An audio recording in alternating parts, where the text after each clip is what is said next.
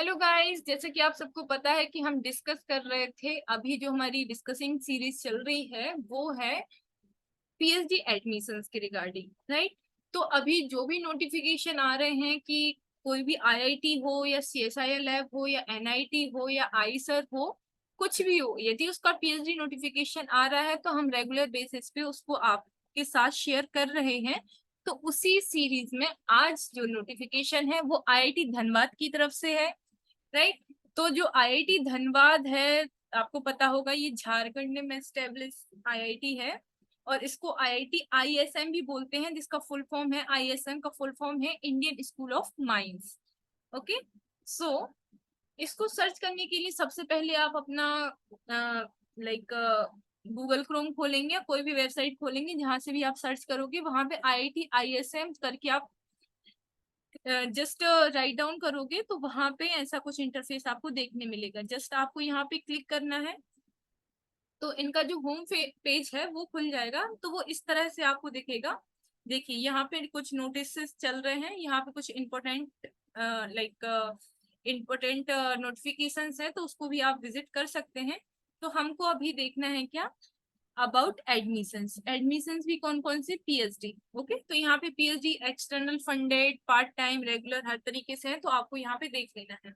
जैसे ही आप इसको खोलोगे, जैसे ही आप इसको क्लिक करोगे तो यहाँ पे एक होम स्क्रीन, इनकी जो होम स्क्रीन है वो ओपन हो जाएगी।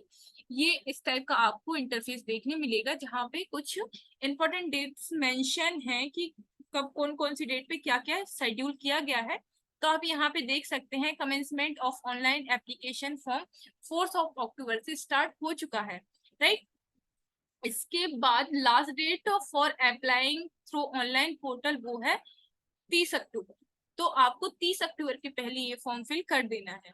इसके बाद शॉर्ट लिस्ट जो कैंडिडेट होंगे, जो इंटरव्यू है उनका 10 नवंबर को होगा। इसके बाद इंटरव्यू के बाद जो शॉर्ट लिस्ट कैंडिडेट होंगे वो 29 से 30 नवंबर के बीच में आपको रिजल्ट देखने मिल जाएगा। इसके बाद मेरिट लिस्ट जो आएगी वो 6 दिसंबर को आएगी।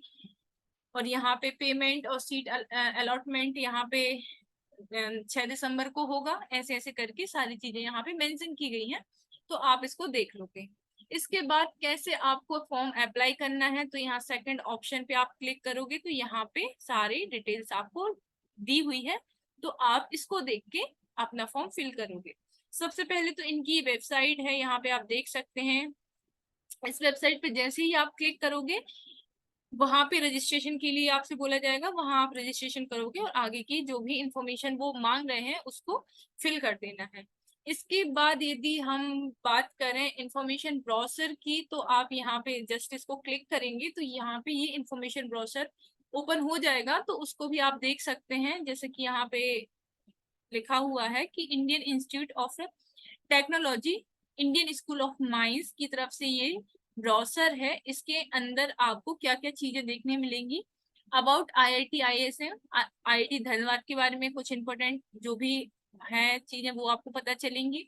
Important dates, discipline, Indian institute of sorry institute assistantship IA जिसको बोलते हैं, कंटिजेंसी ग्रांट पता चलेगा, रूल्स रेगुलेशन, प्रोग्राम फीस क्या रहेगी, और इस तरीके से सारी इंफॉर्मेशन जो है आपको देखने मिलेगी इस ब्राउजर के अंदर।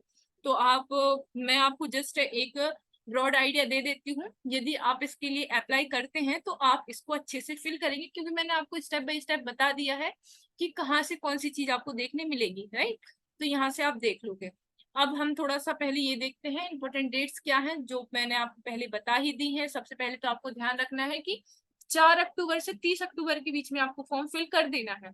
ओके, इसके बाद आपका नवंबर में आपका जो है इंटरव्यू होगा। तो जैसे ही आप फॉर्म फिल कर रहे हो अभी, उसके साथ साथ आपको अपने रिलेटेड एरिया में पढ़ते भी रहना है, ताकि इंटरव्यू की प्रिपरेशन भी साथ ही साथ चलती रहे। और इंटरव्यू में बेसिकली बेसिक्स पूछा जाता है, क्योंकि मैं खुद पीएचडी कर रही हूँ तो मुझे इस चीज का नॉलेज है, राइट। इसके बाद ये सारे डिपार्टमेंट्स यहाँ पे मेंशंस हैं, यहाँ पे आप देख सकते हैं डिसिप्लिन का नाम भी लिखा हुआ है। तो इसके अकॉर्डिंग आप अपना डिपार्टमेंट देख लेंगे, उस हिसाब से आप आगे बढ़ेंगे।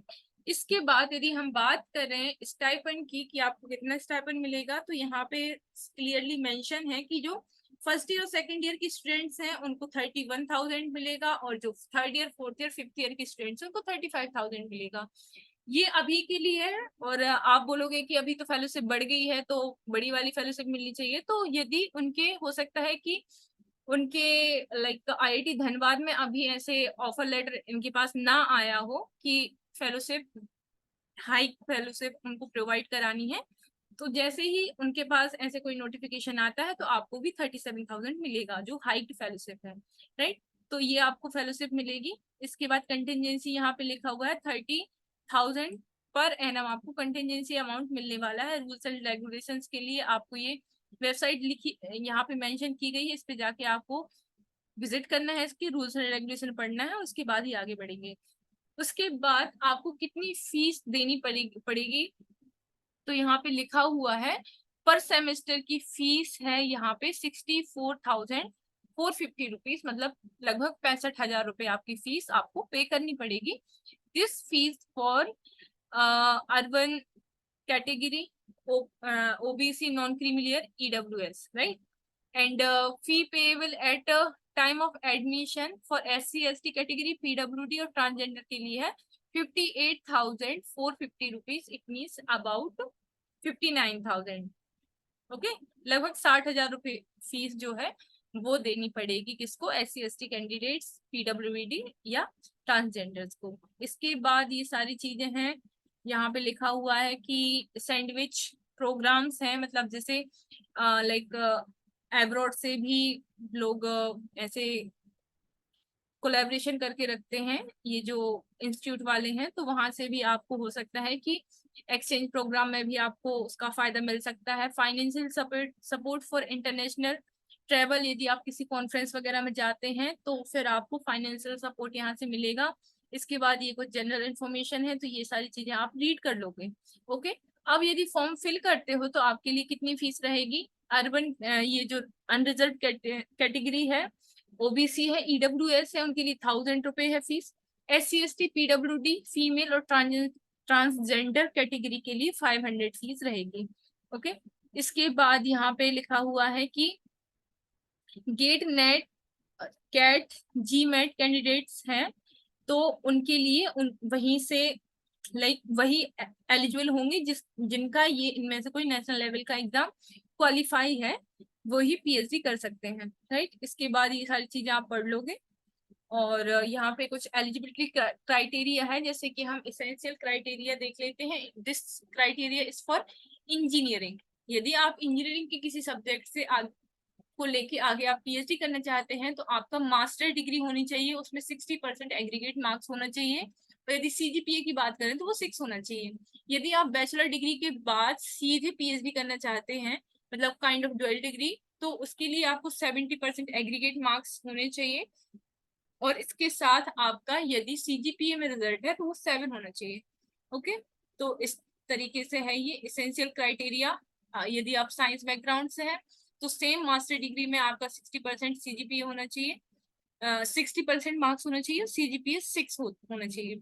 यदि बैचलर डिग्री के बाद आप यदि आपकी बैचलर डिग्री में इंजीनियरिंग में बैचलर डिग्री है और इसके बाद यदि आप साइंस की स्ट्रीम से PhD करना चाहते हैं तो आपकी 70% एग्रीगेट मार्क्स होने चाहिए। और उसके बाद आपका क्या है, CGPA। इसके बाद CGPA 7 होना चाहिए। यदि आप ऐसे स्टूडेंट्स हैं, an applicant must have master degree in science और allied area with first class division और मिनिमम 60% मार्क्स। तो ये आपको पता ही है, यदि आपने मास्टर्स किया है तो आपके पास एटलीस्ट 60% मार्क्स मिनिमम होने ही चाहिए।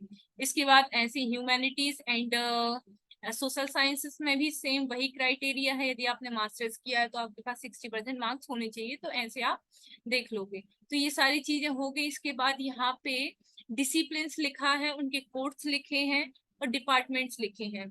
तो आप अपने डिपार्टमेंट के अकॉर्डिंग ये सारी चीजें देख लेंगे। तो ये हो गया एप्लीकेशन प्रोसेस। अब हम बात करते हैं प्रोग्राम एलिजिबिलिटी की। यदि बात करें तो वो हमने वहां पे डिस्कस कर ही लिया है कि कौन कौन इसमें एलिजिबल है, कितना परसेंटेज होना चाहिए और ये सारी चीजें।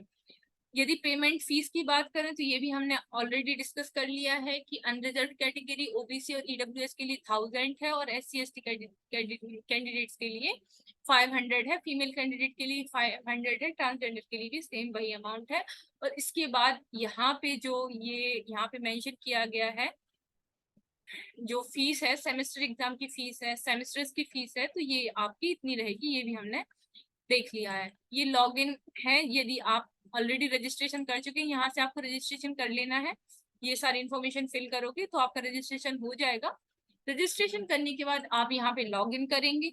लॉगिन करने के बाद आगे आपका फॉर्म प्रोसीड होगा।